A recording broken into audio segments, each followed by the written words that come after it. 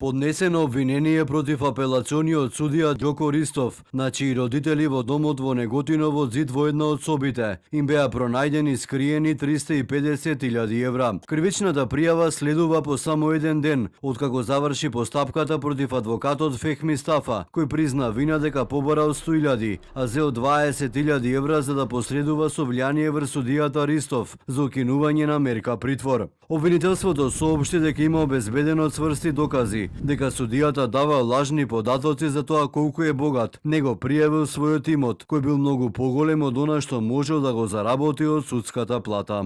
Од поведувањето на постапката, јавниот обвинител презеде повеќе действија со кои обезбеди цврсти докази во однос на сопственоста на паричните средства, со што се потврдија елементите кои го исполнуваат битието на кривичното дело против правно стекнување и прикривање имотот член 359а.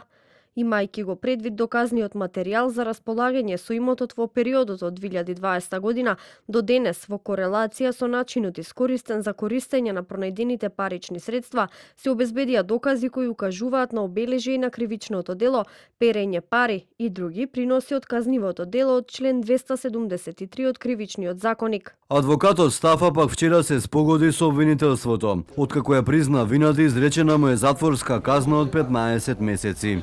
Обвинетиот целосно ги призна и прифати наводите во обвинението, пошто побара да се спогоди за вистината на кривичната санкција.